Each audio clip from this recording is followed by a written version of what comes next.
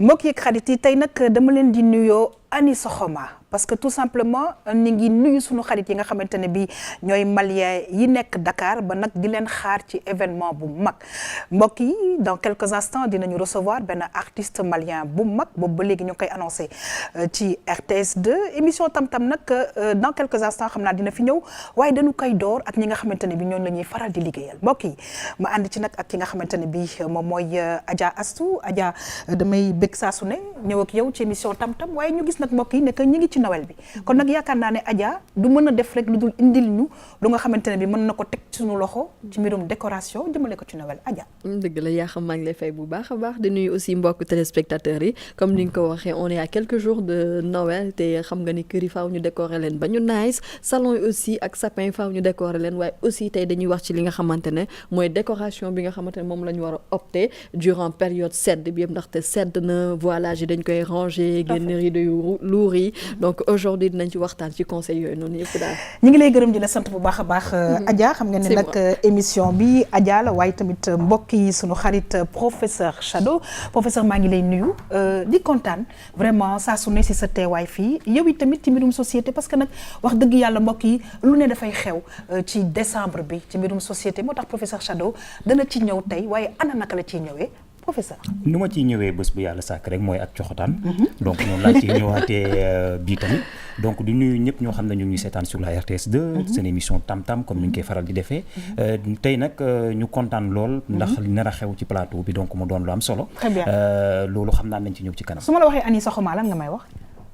waaw réer na ma nag. réer na la waaw incha allah kooku xam naa dinañu wax lu leer mbokk yi ma daal di continuer rek sama yoon parce que yoon bi tamit. bu ma ko continuer dama nar a rek feggoo ak Aïcha c'est un plaisir à chaque fois de recevoir Aïcha et d'autant plus que tey nag dama nekk carrément ci wetu Aïcha love you de. De toute façon je suis contente non. yow mon cœur il court. c'est vrai. yaa xam maa ngi kontaan. waaw ci sa teewaayu tey. très bien Aïcha ñu gis nag ne que vraiment feet gi lu nekk ci xew. ma ngi indil ñu benn sujet tey. bu nga xamante ne bii ki ko nar a développé dana ñëw après. incha allah waaye sujet bi am na solo Aïcha. sujet bi wàllu kidnapping la. naka lañ koy waxee ci wolof. bon kidnapping quoi. yaa xam léegi après. ma faram fàcceel.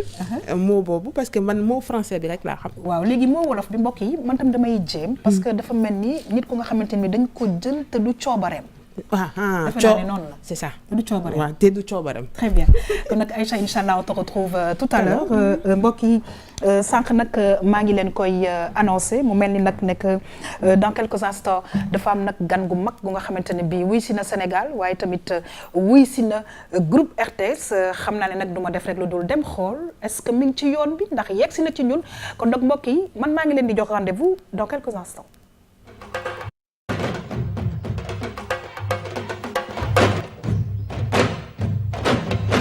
waaw sunu artiste boobu léegi gis ngeen ko nag ci couloir yi léegi nag jot naa yegg si fi nga xamante ne bi moo di sunu studio kon nag ñu am beaucoup de plaisir mbokk yi à recevoir l'artiste donc du moment le grand artiste j'allais dire le fils de Toumani Diabaté que tout le monde entier xam ko bu baax muy Sidiki Ani Soxoma.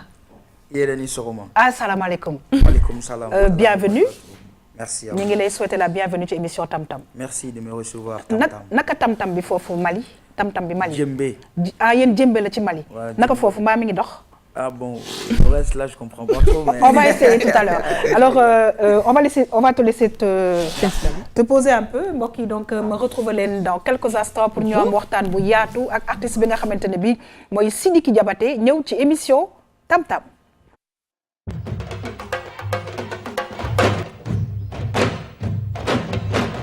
waaw mbokk yi nag gis ngeen ne boobu ba léegi moom la ñu doon xaar muy Sidiki Diabaté maa ngi koy wax Ani Soxoma tontu na ma xëy na tontu bi xëy na xamuma lan la en tout cas Sidiki je disais que je t'ai souhaité la bienvenue je t'ai salué Ani Soxoma tu m'as répondu ça voudrait certainement dire maaleykum salaam aussi. Maaleykum salaam aussi. En tout cas c'est un plaisir pour toute l'équipe de Tam-Tam de te recevoir ici sur ce plateau de cette émission de la RTS2. C'est comme je l'ai dit aussi, merci de recevoir votre petit griot.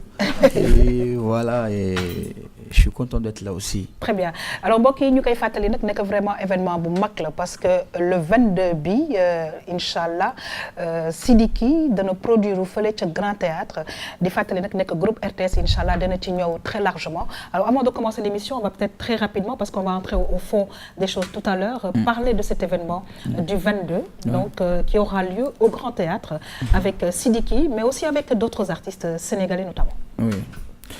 En fait, comme vous avez dit, je prépare ce 22 là, Inch'Allah, qui va se produire au Grand Théâtre.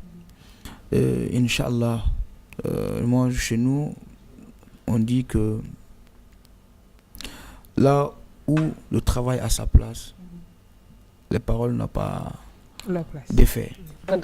Inch'Allah, je promets un show extraordinaire à mes fans qui seront là, Inch'Allah. Très bien. Avec plein d'invités aussi. D'accord inchallah mbokk yi kon nag nee na daal vraiment événement bu mag boobule nee na daal nit ku nga xamante ne bii liggéey ba rafet na yaakaar ne soxlawul wax kon nag mi ngi woo sénégalais yi ñu fekk ko fële ca Grand Théâtre le 22 décembre bi inchallah mbokk yi dinañ ñëwaat ci moom très largement gën a dugg ci li nga xamante ne bii moom mooy événement boobu ngeen ànd ci ak seen chaîne RTS sànq maa ngi leen koy wax xam na nag li nga xamante ne bii war nañ ko mën a waxtaanee tey ci émission Tam Tam ak sunu invité bi dans quelques instants waaye ñu gis nag ne que connaître ses droits Aïcha dafa ñu indil lu nga xamante ne bi léeg-léeg dama ñu koy faral di jànkonteel fii ci sunu réew ak i tamit yeneen réew yi muy mbirum kidnapping maanaam nit ku nga xamante ne bi dañ ko jël yóbbu ko ci li nga xamante ne bi nekkul coobareem du ñu def rek lu dul xool lan nañu ci Aïcha wax parce que nag may fàttali ne incha allah benn spécialiste dina fi teew la semaine prochaine pour gën ñu ko leeralal parce que nekk na benn phénomène bu nga xam ne léeg-léeg sax dafay faral di am au mois de décembre nga xam ne fête gi day bëri mbokk yi ñu dem régie xool loolu le dellu si waat mën cee waxtaan ak suñu xarit Aïcha.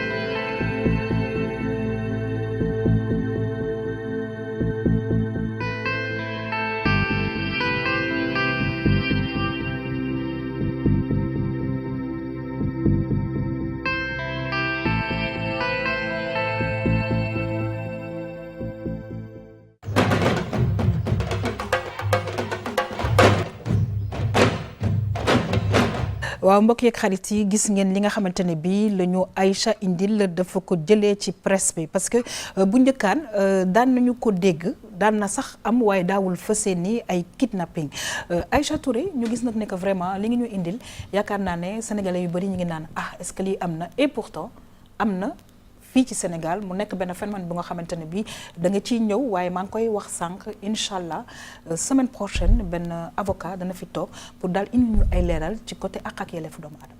tout à fait yaa xam maa ngi xool sax Sidiki dafa xaw surpris ainsi que Adja Astou phénomène kidnapping am na Sénégal te dafa ci commencé bare depuis 4 ans kidnapping mooy lan mooy nit koo xam ne dañ la jël fi ngay liggéeyee wala fi nga dëkk. te du sa coobare. te si sa coobare benn ba pare dañuy remarqué ne xale yi surtout dañu gën a kidnappé.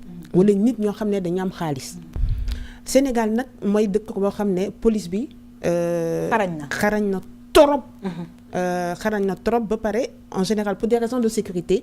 suñ fekkee dañuy sauver ki ñu kidnappé.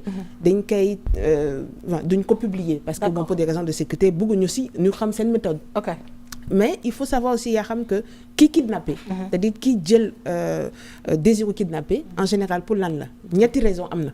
raison pédophilie tout à fait maanaam ku kidnappé xale pour def naka sa dul noonu nag voilà exactement deuxième chose pour xaalis parce que ñi nga xam ne rançon bi ni la rançon mooy xaalis boo xam ne ki kidnappé daf koy weccee ak nit kooku tout à fait day varier de 200 000 à 5 millions ok 200 000 5 millions loo xam ne xaalis boobu une vie vaut plus que ça tout à fait am na beneen aussi cause mooy les sacrifices humains dañuy kidnapper xale wala kidnapper nit ko xam pour ne saraxe ko daal ci ay affaires yu doy waar léegi loolu commencé na bare trop léegi état bi jël na ay matukaayam on va revenir là-dessus mais il faut que ñu nit ki tamit jël se sécurise surtout les enfants ñu ngi ci période de Noël absolument il faut surveiller les enfants képp ko laaj mu nekk directeur d'école wala enseignant dañ ne les enfants ku ñu wàccee école ñu jël si ko période boobu c'est assez délicat donc il faut faire attention tout à fait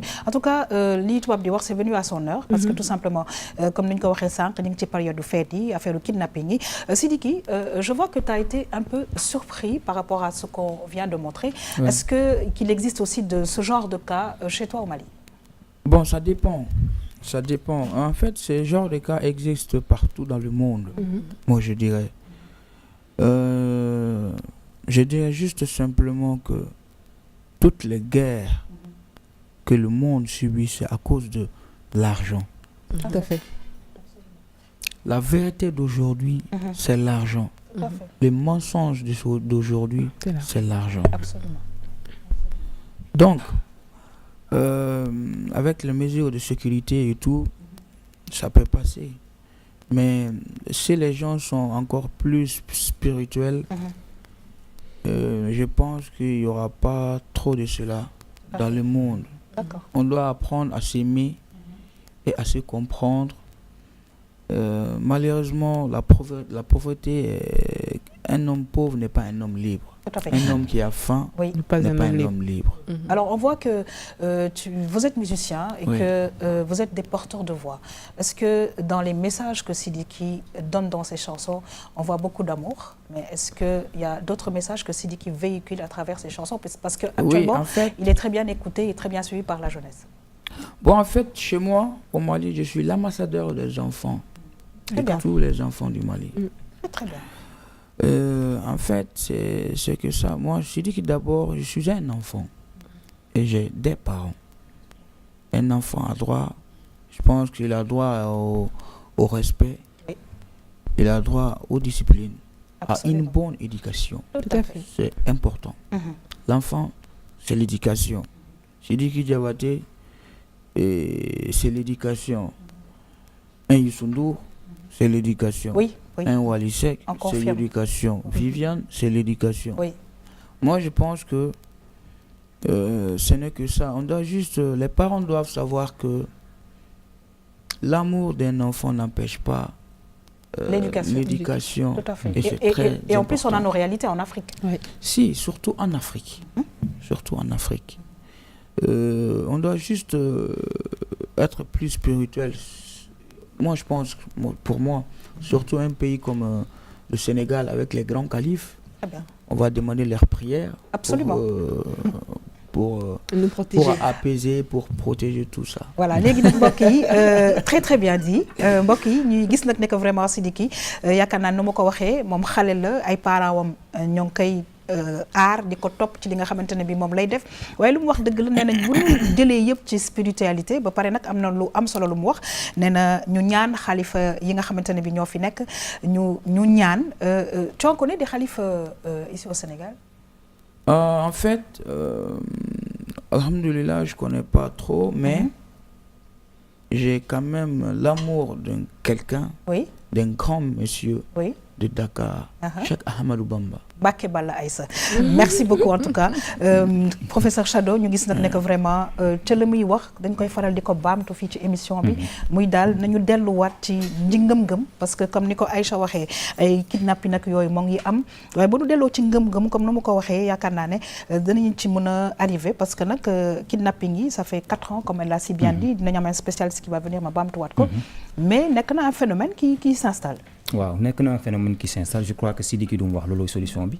ngëm je crois que nit ki bu gëmee yàlla. am fu mu ko teg.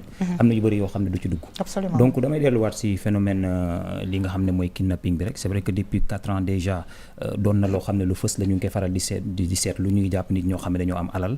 di jàpp ay xale ay jeunes et tout ay adolescentes. surtout xale yi jigéen ñi. mais gis nañ ne phénomène la boo xam ne peut-être média bi moo ko xaw a médiatiser léegi avec les sites internet rajo télévision mais daan am ñu ne liir bi sàcc nañ ko ci hôpital ba wala xale ba sa koñ ba lañ ko sàcc ak ñoomi seen je crois que phénomène bu fi nekkoon la mais léegi ak média bi gën na fës te léegi gën na garaaw mooy nit ñi léegi dafa mel ni seen gëm-gëm dafa wàññeeku ci yu bëri dafa mel ni seen yar dafa wàññeeku tax na ba dañuy faral di def yenn yoo xam ne peut-être yow boo ko xoolee avec le recul da ngay poser des questions pour laaj nit ki nan la amee maanaam fitu def li nu mel. moo tax rek à chaque fois dañ koy wax ñu delluwaat ci ngëm-ngëm. delluwaat ci mbirum éducation. Adja Astou dégg nga la ñuy fi wax ba léegi te yaakaar naa ne la fay revenir à chaque fois c'est l'éducation mais aussi li nga xamante ne bii mooy daal dellu ci sunu ay ngëm-ngëm.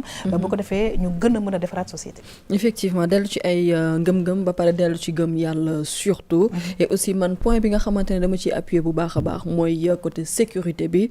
que ñu gën ñu dimbale gën ñu jàppale pour yokk sécurité bi. kaaraange bi par exemple am na benn kidnapping bi fi amoon benn xale boo xamante ne dañ ko sàccoon mais benn vidéo de surveillance boo xamante ne gisoon nañ ko je pense que moom moo jàppale woon nit ñi bu baax a baax ba xam le truc comment ça s'est passé donc je pense que loolu suñ ko defee yokk def ay vidéo surveillance ci yenn bërëb yi surtout ci côté école yi nga xamante ne xale yi ñu ngi fay jàngee et aussi une chose très importante boo xamante ne par exemple en Europe dañ koy def da ngay jékki-jékki nga gis alerte ñu wone en direct à la télé enfant a été enlevé à tel endroit mi ngi sol lii ki ko enlevé mi ngi sol lii wak lii pour que ñëpp bàyyi ci xel pour que suñ ko gisee ñu wax ko donc je pense que alerte yooyu aussi waroon na ci am solo bu baax a baax xale su réeree ñu daw ñu ne xale bi dañ ko jël telle heure fii la doon jouer lii ak lii la sol pour que keneen su ko gisee ci mbedd bi aussi mu ne xale bi dafa mel ni moom la ñuy seet mu am benn numéro vert boo xamante nit ñi mën nañ ci woote pour wax exact li nga xamante gis nañ ko. waaw Adja en tout cas li nga xam na solo may fàttali nag nekk vraiment gis ngeen ne si RTS 1 xale bu nga xamante ne bii réer nga da ngay dem ca gendarme ya danañ la gindi wan la fan nga yóbbu photo bi bu ko defee ñu fësal ko te yaakaar naa ne loolu sénégalais yi jot nañ ko xam mbokk yi ñu wéyal nag émission bi ñëw ak yéen nag ci mbirum décoration xam ngeen ne ñoo ngi waajal Noël gis ngeen nag suñu studio bi Aminata Sy ak équipe bam jot nañu ko vraiment décorer waaye nu gis nag ne que vraiment décoration sapin de Noël yi bouquet yi table yi choix des cadeaux et cetera Adja Astou nag am na lu ñu ci indal ñu dem xool dellu si waat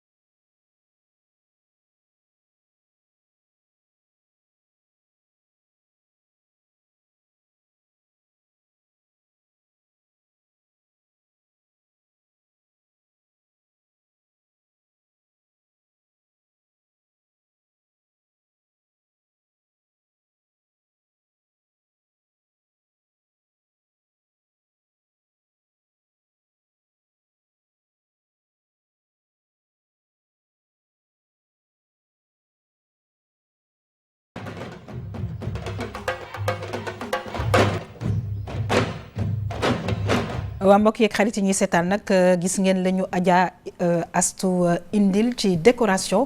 Alors Sidiki, je t'entendais reprendre la chanson qui était en dessous du sujet. Est-ce que tu peux reprendre un tout petit peu La chanson elle-même ou le sens? La chanson elle-même. La Je veux chanson. que tu en parles parce que j'ai besoin de ça pour aller vers Adja Astou. En fait, la chanson, elle parle de la vie, de ma vie. J'ai dit, Dieu ne donne pas à tout le monde.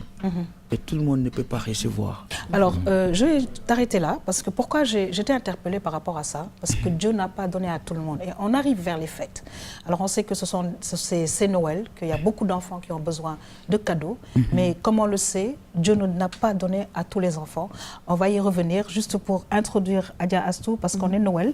Alors, même avec ces décorations, on voit que dañuy gis ne que xale yu bëri famille yu bëri xëy na duñ ko mun a am parce que comme ni mu ko waxee yàlla doonu joxul lépp ñëpp donc ñu gis nag ne que léeg-léeg on veut faire mais duñu ko mën mais il y a quand même des astuces yu ñu mën a def pour même soo amul tellement di nga mën a décorer sa kër wala xool naka ngay def pour que xale yi békk Adja. Effectivement yaa xam astuce yi bëri nañ fi daanaka macha allah ndaxte soo xoolee par exemple ci dëkk tubaab yi ñoom en général suñuy def seeni sapin day nekk vrai sapin bi nga xamante ne dañ ko def fii nii sax am ñu koy def utiliser vrai sapin décorer ko mais fii nii yàlla def nañ ko voilà suñu amulee moyen bu baax mun nañ jënd li nga xamante ne mooy sapin artificiel yi daanaka taxu kaa cher ñi nga xamante ne bëgg nañ vraiment bégloo seen doom yi décoration Noël soo ko bëggee def doo soxlawul yenn moyens yu bëri soo jëndee sa benn sapin artificiel boo xamante ne voilà taille bi qu'importe mais l'essentiel mooy nga jënd benn parce que comme on dit c'est vrai que fête Noël fête plus chrétien la waaye on est dans un pays laïque ñu ngi ci Sénégal daanaka ñëpp koy fêtendoo donc muy musulman bi ak di chrétien bi nga jël juste benn sapin def ko sa salon jënd say guirlande jënd say boule de Noël jënd guirlande de Noël jënd say boule décorer ko ba mu nice jënd guddi bi jënd ay cadeau def ko foofu pour jox ko say doom comme on dit cadeau amul njëg amul prix mais l'essentiel mooy geste bi parce que comme on dit Noël xale yëpp a ngi xaar seeni cadeau donc parents yi même su dee benn poupée boo xamante ne jëndee ko 1000 francs wala 2000 parce que am na pour toutes les bourses nit ki li nga am moom ngay duggee marché donc li nga am aussi moom nga mën a jëndalee sa doom cadeau nga dem jënd benn affaire nga ñëw indil ko yi Père Noël baa la ko indil parce que voilà xale yi ay xale lañu nañ leen bàyyi ak seeni rêve yi nga xamante ñu ngi koy gis ci télé bi même su dee nit ñi dañuy naan du suñu culture rek yu kenn xamul mais xale dañ ko war a bàyyi mu évoluer boppam am na loo xamante ne moo ko moom ñu bàyyi ko ak yëfam donc mu nekk loo xamante ne lu am solo la donc pour revenir juste ci sujet bi donc décoration Noël moom la ñu indi en même temps aussi dañuy joxe ay conseils pour ñi nga xamante ne dañoo bëgg a décorer seen intérieur surtout période sedd bii nii tout à l'heure maa ngi la ko doon wax ma ne la jamono ji voilà war nañ mën a jël ranger tout ce qui est voilage par exemple je parle des rideaux mën nañ jël rideaux yi nga xamante ne ay voilage yi ranger ko. Je sais que Sidiki ça va être difficile mais on parle de décoration et tu as vu le Wolof c'est un peu compliqué non? Un peu, ouais. il arrive à comprendre ou pas vraiment? En fait, pas vraiment, mais de temps en temps. J'ai ma grand-mère qui est Wolof. Ah bon? C'est vrai? Oui. Ça, c'est un scoop, ça. Oui, Non, mais ça- j'ai ma grand-mère qui est Wolof et elle s'appelle Fatou Damba. D'accord. Elle est de Ziguinchor. D'accord, super. C'est une très bonne information. Exactement. Donc voilà, comme dire rideaux yi nañu opter plus pour les rideaux lourds pour mën a protéger parce que gis nañ temps yi nii sedd na lool donc pour Enfin, mën a sedd na lool, ça va. yaa xam keroog ci waxoon may mën a laa lay wax xaw ma ban heure ngay yow mais fajar bi quand même comme tous les moments je me lève tôt. waaw mi ngi noonu donc dafay kocc bu baax a baax donc rideaux yi nañu opter pour rideaux yu lourds yi mais aussi pour sedd bi y a des couleurs yoo xamante ne moom la ñu war a opter y a des couleurs pour l'été et des couleurs pour période sedd bi l'hiver oui mais ñun pour période sedd bi fii nii donc couleurs yooyu nag mooy les couleurs chaudes moom la ñu war a gën a opter et aussi en ce moment y a dafa am benn tendance bi am bi nga xamante ne benn attitude la ñu ngi koy woowee hug attitude attitude mooy maanaam nga fexe oui être vraiment voilà comme le nom hug yes donc hug attitude moom la ñu war a gën a opter ci seddaayu soo bëggee nekk sa kër mu neex parce que voilà quand il fait frais c'est doux t'as envie tout le temps d'être bien d'être cocon et tout donc pour loolu il faut opter ay couleurs yoo xamante ni ci mel ni ay vert doux mun nga ko opter le violet poudré mun nga ko aussi opter pour une ambiance calme et chaleureuse rose. Le vintage aussi c'est revenu ci seddaay bi nii dafa génn bu baax a baax. Le mélange des couleurs par exemple le bleu ak le jaune mélangé ko et tout ça donc mooy style vintage bi. Il y a le topaz vert aussi qui est là. Le rose cuivre aussi moom soo ko boolee ak vert topaz bi ça va très bien ensemble. Donc loolu dafay génne benn côté luxe boo xamante ne voilà dafay am solo ci seddaay bi. donc question bi may bëgg a poser Adja Astou xam nga yaa ngi cité couleur yëpp rouge bi nag rouge bi c'est plus pour Noël. D'accord. mais comme ñu ngi ci période Noël parce que rouge bi en fait c'est juste pour cette période là mais xam nga seddaay bi mi ngi dem fii ba février et tout ça donc rouge bi c'est juste à adopter période bi nii et aussi c'est pas adopté n'importe où. Par exemple on peut l'utiliser pour jour Noël pour décorer le salon pour les tables les assiettes yi nga xamante ne moom la ñuy utiliser ak yenn éléments de déco yi nga xamante ne moom la ñuy utiliser donc pour décoration Noël bi les couleurs à adopter c'est le rouge le blanc ak la couleur or exactement moom la ñuy utiliser et des fois aussi mën nga ci def bleu comme ni ñu ko gisee sànq ci sapin yi. Adja ñu laaj sunu xarit Sidiki comment ça se passe chez vous aussi Noël parce que nous au Sénégal comme elle l'a si bien dit on a des musulmans des chrétiens comme beaucoup de pays africains nous aussi nous fêtons Noël de notre manière comment ça se passe chez vous? Chez nous c'est comme chez vous. C'est des pays proches qui ont la même méthode de vie. Et je pense que c'est à peu près la même chose. Tout le monde le fait. Ce n'est pas une question d'être musulman ou d'être chrétien. Très bien. Tout le monde le fait. D'ailleurs même, je profite de l'occasion pour inviter les gens à aller soutenir mon frère Wally le 24 qui se passe au 6-6. Très bien, avec les enfants. Avec les enfants. Très bien. Alors on parlait de décoration. Est-ce que Sidiki a une préférence côté couleur? Est-ce qu'il s'occupe de ça? Est-ce que c'est maman qui fait? Comment ça se passe pour les décorations de l'intérieur de Sidiki? Bon, je pense que c'est maman qui s'occupe de ça. Toujours avec maman dans la maison familiale? Oui. D'accord. On n'est jamais grand pour ça. Oui, ça dépend. Et je pense qu'avoir une mère, avoir une mère près de soi, c'est une chance. Très bien. Tu as chanté quelque chose pour maman? Oui. Tu peux reprendre ça tout de suite avec nous? J'ai chanté Douaou Diabira pour elle, j'ai chanté Maman, qui n'est pas encore sortie. On écoute. On va avoir l'exclusivité. Oui. Maman. Kokera chogo chogo la bella vantunyalema. Maman. Sebenkera chogo chogo la bella vantunyalema. Maman. Ahalema kagusile muyo katoro jugo muyo mama isabalila imuyuna kibe furula katoro jugo muyo kagusile muyo mama katoro jugo muyo kibake iwolo don koso mama iya sege minkere iya toro minkere iya nyani minkere ala toke fuye. Alors c'est une exclusivité, une exclusivité pour la RTS2. Alors peut-être traduire rapidement, je sais que ce ne sont que de bonnes paroles, mais en profiter pour souhaiter joyeux Noël à toutes les mamans qui nous regardent. Je dis à ma mère, tout ce qui se passe dans le monde va se finir sur la vérité. Je dis, tout ce qu'on t'a fait dans la vie est fini sur la vérité.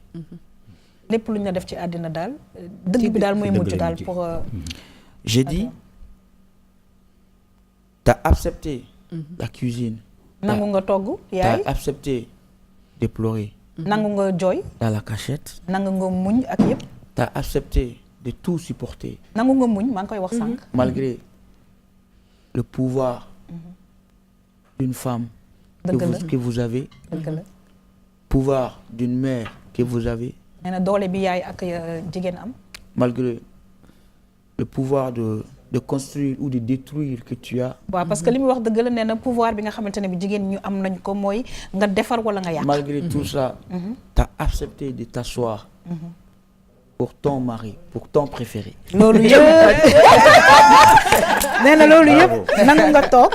pour muñ ko ndax sa jëkkër ndax sa préféré. Alors là on se rejoint en Afrique parce que je pense que nous avons vraiment ces valeurs-là de rester dans un ménage parce que qu'il faut supporter, parce que plus tard pour les enfants, etc. Alors c'est une exclusivité pour la. C'est pas encore sorti. Bah justement, alors merci Inch'Allah. en tout cas pour cette exclusivité. Adia, on va terminer. Oui, exactement. Pour terminer, donc juste wax ni que voilà nañu opter pour les couleurs chaudes, génne rideau yu lourd yi et aussi di conseil bu baax le mélange du marron et du blanc aussi. Très bien. Donc muy rappeler couleur bois et tout ça, donc voilà dafay aider des fois pour am un peu plus de chaleur dans la maison. Très bien. Être bien. Très bien. Merci beaucoup Adia. Alors Sidiki, on parle aussi de Noël. Tu as parlé tout à l'heure de Wally qui doit se produire. Est-ce que Sidiki, en tant qu'ambassadeur des enfants, a prévu quelque chose pour les enfants maliens? Malheureusement, ça ne va pas me trouver chez moi. Je dois aller faire un concert surprise quelque part. Mais je prévois de faire un concert à Bamako le 1er janvier. D'accord. 1er janvier, rien que pour les enfants. D'accord, pour les enfants. Kon nak ñi nga xamantene bi ñi ngi ci application RTS bi dégg ngeen message bi le 1er janvier à Bamako rien que pour les enfants ak Sidiki Diabaté mbokk yi ñu wéyal sunu émission ñëw nak ak professeur Chado. Professeur Chado, décembre oblige parce que nak vraiment ñi ngi wax mbirum fin d'année ak activité yi nga xamantene bi daf ci am remise de cadeaux yi etc. Décembre dal moment bi nga xamantene bi dañuy fataliku li xewon ci année bi professeur Chado ci rubrique société bi ñu dem xol mbokk yi dellu si waat mën cee waxtaan ak moom.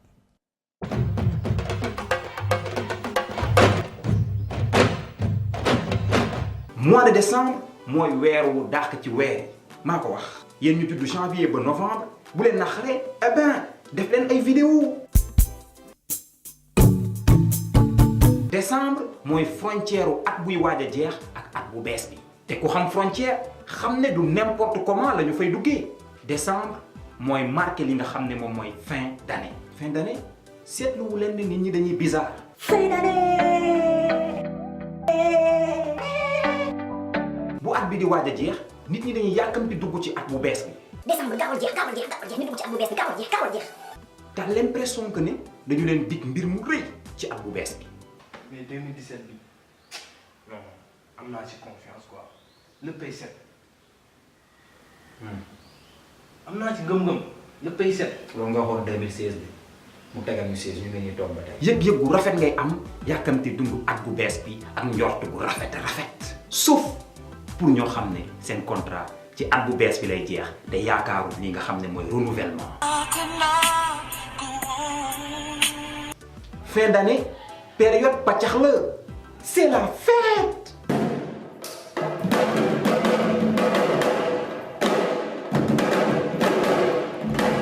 date yeeg rendez-vous yoo xam ne jàpp nañ leen ci fin d'année bi kenn mënu ko apporter. cey bu foiree seen borom nar a dugg ci at bu bees geeg naxar. yow yaa tal lee yaa tal nuit blanche yaa tal soirée man taluma ko gumba tal leen lu dëgg teen. yow gis-gis bu nga am ci at bu bees man moo ma jaaxal yow at bu bees pour yow moom lépp firi doom. fin d'année ak cadeau ñoo ànd moo tax yenn saa ngay dégg ñu ne la cadeau de fin d'année entreprise yi fas yéene bégal seen liggéeykat ak ñi nga xam ne moom mooy seen client.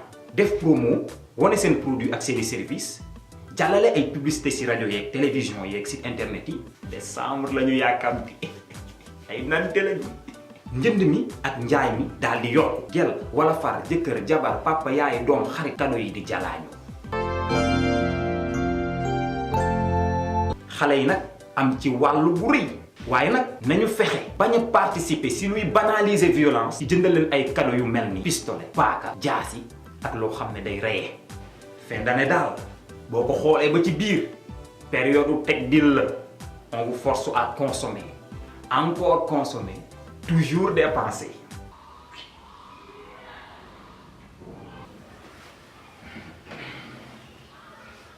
fin d'année période positive vibration la période ñaan meilleur vœu fekkee déwén bonne année bonne santé bon ceebu jën. après décembre relation amoureuse yu bëri dañuy nax saay parce que juste am na jigéen yoo xam ne cadeau de fin d'année comme may bu njëkk bu dikkul tas mun na ci am. ñeneen ñi nag dañ leen di wor teg leen dil dinañ jënd complète jupe robe marinière ñu daal leen wor teg leen dil ànd ak keneen naani di kaani defe di la fête. Oh, ça fait mal, très mal.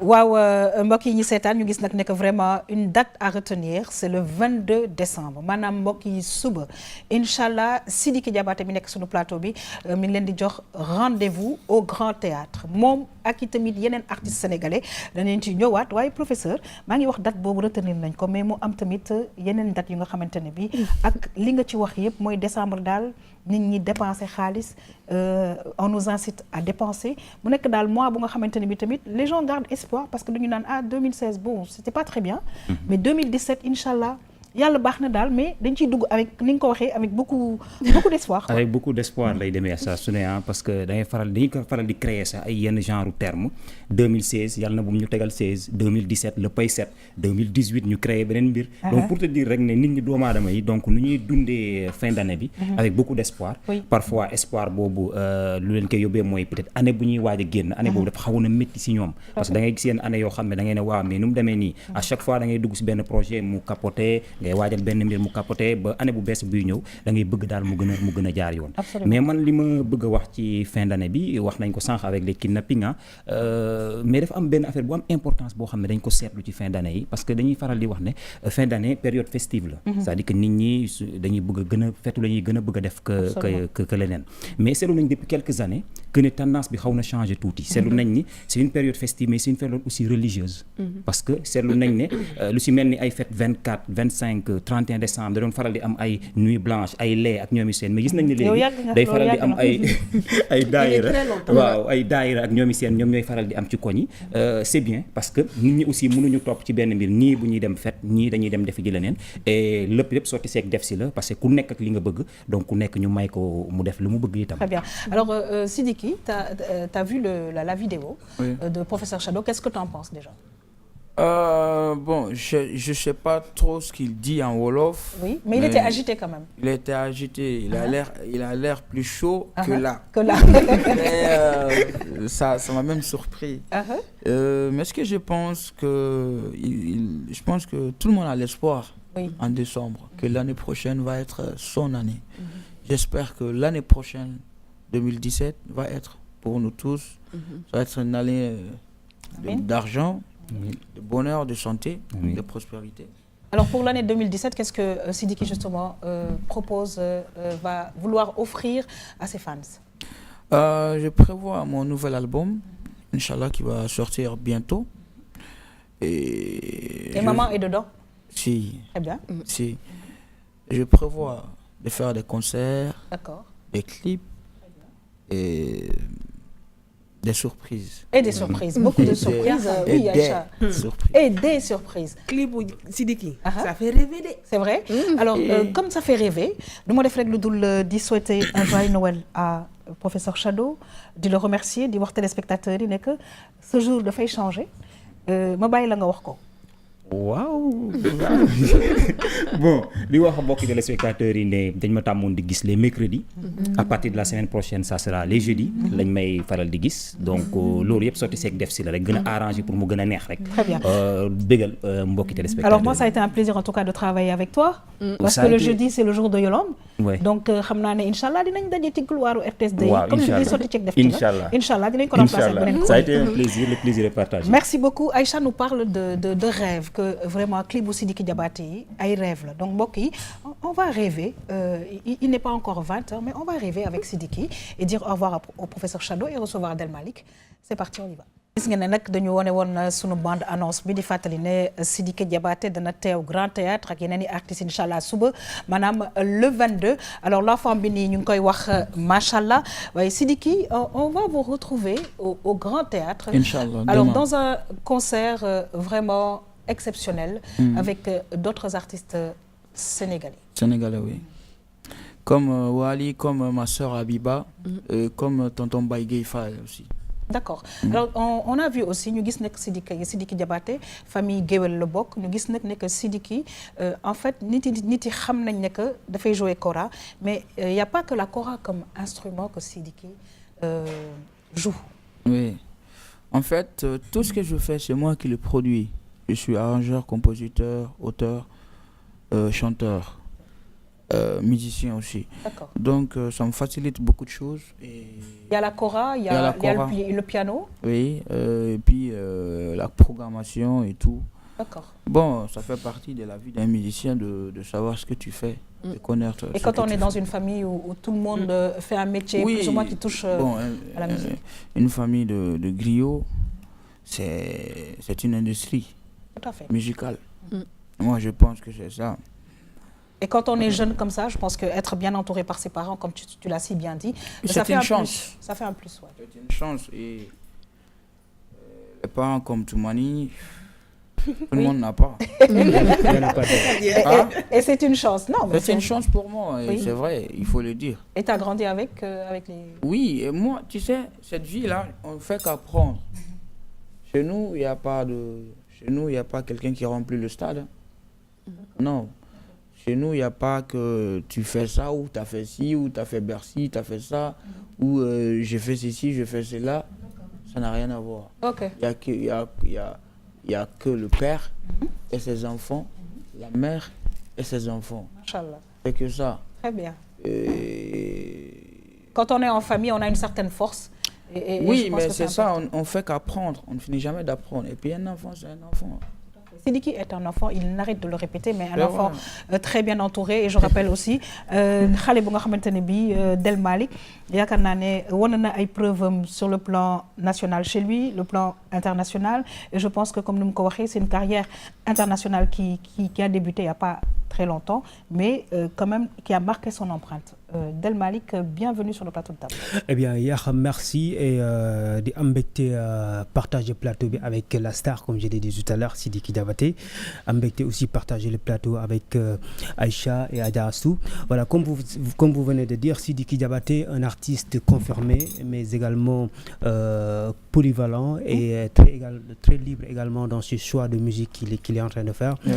Et c'est un artiste également, comme vous avez pu constater, qui cultive une certaine humilité, hein, une certaine Oui, ça, modestie. on confirme. Voilà, donc mu nekk artiste boo xam ne il est actif sur la scène musicale en ce moment, surtout nationale et internationale. Oui. Et loolu li ko may mooy le fruit de son travail bi nga xam ne pratiquement entamé na ko depuis le bas âge.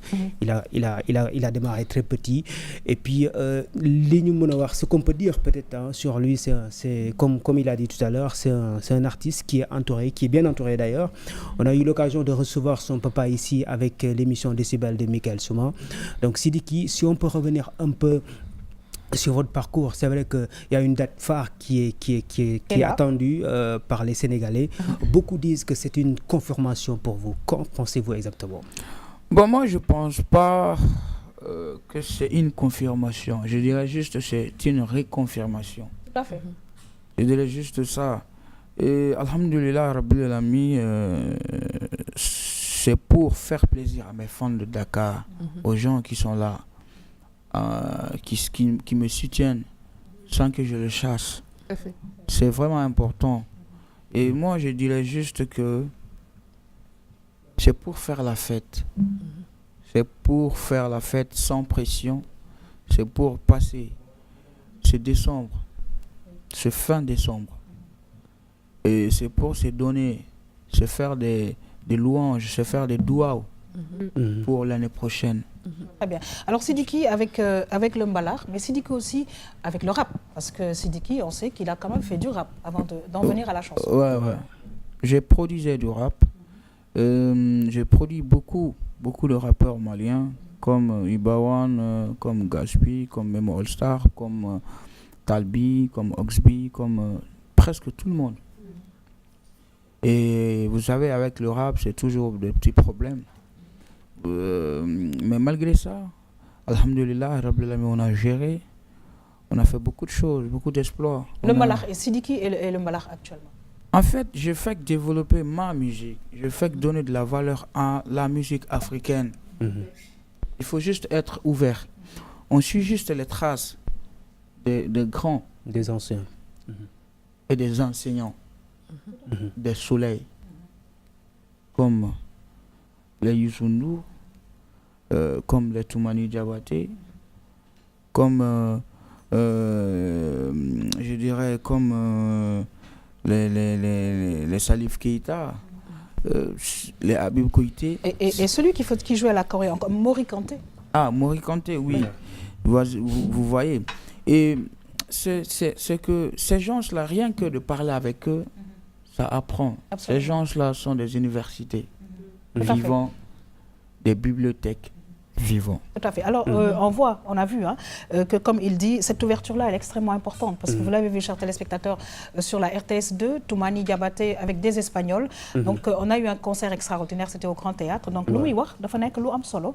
Muy ouverture bi nga xamantene bi légui tout le monde est obligé de s'ouvrir au monde. Parce que c'est la musique qui l'impose. Effectivement, cette ouverture-là, elle est très importante. Vous savez qu'il a d'ailleurs même fait des featuring avec des artistes sénégalais comme Wally Balago Seck, comme Abiba, des jeunes artistes qui en ce moment occupent, si on peut dire ainsi, le devant de la scène en ce moment. Donc, qui connaît également Mali, sait parfaitement que Mali regorge vraiment de talents. C'est un pays qui a abrité beaucoup d'artistes, de grands noms d'ailleurs. Sidiki est en train de se lancer sur ce chemin-là, si on peut dire ainsi. Parlez-nous un peu de cet héritage-là. Est-ce que vous vous sentez héritier de toutes ces mélodies, de toutes ces cultures africaines-là? En fait, chez nous, il n'y a pas deux choses. Notre héritage, c'est la Kora. Il n'y a pas deux choses. Et vous êtes issu d'une 72e? Je suis de la 72e génération. Mon père est de la 71e génération, de père en fils, de père en fils, de père en fils. De Gambie jusqu'au Mali, on a une très grande famille. Pour information, Sidiki, il est du Mali, mais notre grande famille se trouve en Gambie. D'accord. Et il y a une grand-mère qui, faut le rappeler, qui est aussi en Casamance. Oui. Est-ce que excusez-moi, je vous coupe pas, mais est-ce que vous avez des liens avec Sona Diabaté? Sona, c'est ma tante. Je viens de la même famille que Sona. C'est la métisse. C'est une des premières femmes à jouer de la Kora professionnellement. Avec...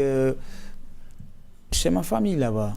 D'accord. Ça, c'est ma famille. Alors, Sidiki, maintenant, on arrive vraiment à jour -1 de ce grand événement pour les Sénégalais au Grand Théâtre. Peut-être nous en parler. Nous savons que Wally Seck sera de la partie, Abiba sera de la partie, mais aussi il y a Mbaye Dieye Faye qui est aussi quelque part le parrain de Sidiki. Oui, je dirais même quelqu'un que j'apprécie beaucoup, c'est quelqu'un avec son travail, j'ai connu le ballard. Chez moi, avec ces morceaux Bing Bing, voilà, avec il y avait quel morceau aussi, je me souviens pas du nom. Oui, avec il en a fait, c'est ça. Donc Sidiki, déglukatu mbalax nga. C'est-à-dire que Sidiki, c'est quelqu'un donc qui écoute le mbalax bien de chez nous. J'écoute tout, moi. Très bien. J'écoute tout. Pour quelqu'un qui voyage beaucoup, pour quelqu'un qui a l'habitude de jouer avec tout le monde, tout genre de musique, on écoute tout. Quel est le morceau sénégalais mbalax, très rapidement, préféré, entre guillemets, de Sidiki? En fait, il y a un ancien morceau de Tonton Youssou. Il s'appelle comment? Je connais pas les noms, mais je connais juste le rythmique. Vas-y, on écoute rapidement. Et tin tin tin tin tin tin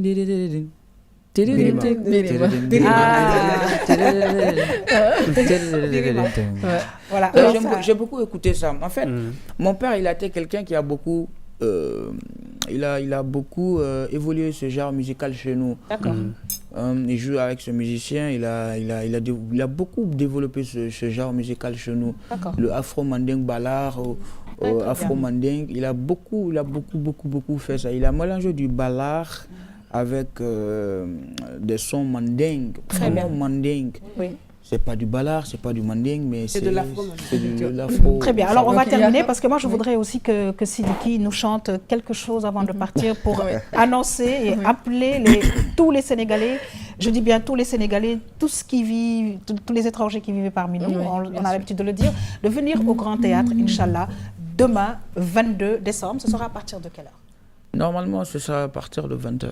Alors, on y va très rapidement. Oui, Pour en fait, que- oui, je voulais juste lui demander sa relation avec le Sénégal parce que c'est pas la première fois qu'il vient et il a eu à faire des duos avec des artistes comme Abiba avec Papa Je t'aime et Wally Seck. Donc, s'il peut nous parler de sa relation rapidement et l'amour qu'il a pour le Sénégal.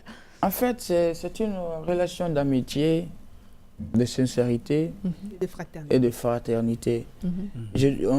En fait, je veux juste montrer que l'Afrique doit être unie. Tout à fait. C'est cette union qui fait la force de l'Afrique. On doit juste donner de la valeur à ce qu'on a. Très bien. Tu vois, vous allez parcourir tout le monde entier, vous n'aurez pas un artiste, Sidiki Diabaté, rien que ça va juste être qu'au Mali. Un artiste, Wally Seck, on n'en trouve jamais. C'est à Dakar. Un artiste, Youssou N'Dour, on n'en trouve que à Dakar. C'est vrai. L'Afrique est riche. Alors, c'est vrai On est puissant. que l'Afrique est riche. À Del Malick. Del Malick. Donc, on va ñun ñëpp donner rendez-vous aux téléspectateurs parce que may fàttali ne événement bi incha allah mbokk yi événement wu RTS la tamit ak ñi nga xamante ne bi ñoo ko organisé. Alors moi, je vais vous dire au revoir, mais en disant au revoir à Sidiki, je vais lui demander de chanter quelque chose pour nous. Ouais. Del Malick, ça a été un plaisir. Merci Ouais. beaucoup. C'est un plaisir, le plaisir à partager. Juste rek boo ma ko mayee ma wax ne les Sénégalais pourront apprécier un entretien exclusif avec Sidiki Diabaté sur notre antenne. Inch'Allah, ici si sur Dieu le RTS2. souhaite. Très bien. Adja, merci beaucoup. waaw merci Yakham donc di remercier Chic Choc ak Jojo rek te moom doo fi nekk di joxe numéro yi dama yàqam ci déglu si liggéey. Très bien. Aïcha, c'est toujours un plaisir. En tout cas, merci beaucoup. Partager Yakham, maa ngi lay remercier déjà et puis je dis à Sidiki à Messini. Inch'Allah, Sidiki maa ngi lay gërëm di la sant bu baax a baax ci sa ñëw fii ci RTS2 jërëjëf. Merci à toi aussi.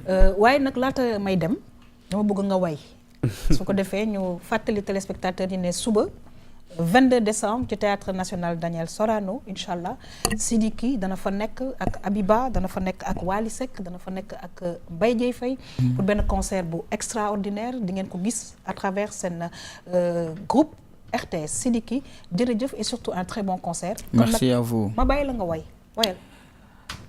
Sénégalais loulé, Sénégalais loulé, Wolofon loulé, Kokurale Damoto.